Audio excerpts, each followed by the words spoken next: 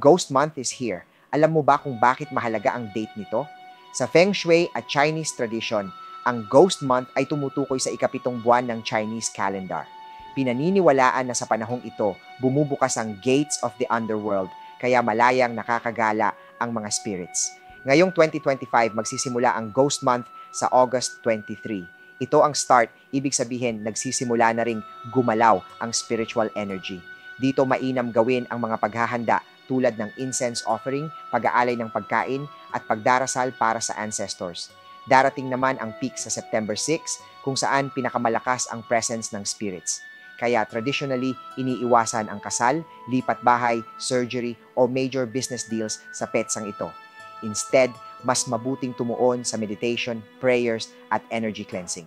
Matatapos ang Ghost Month sa September 21 na tinatawag na end.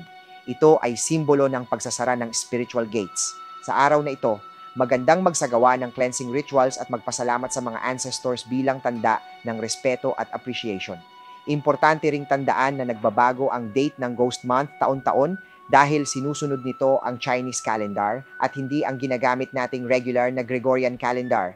Kaya mahalaga ang tamang guidance para alam mo kung kailan magsisimula, kailan ang peak, at kailan ito magtatapos. Hi, I'm Master Hans, the Philippines' most trusted celebrity Feng Shui expert. Invite Master Hans Kua to conduct Ghost Month ritual. Just message me at facebook.com, Master Hans Kua, or my number 092282908382.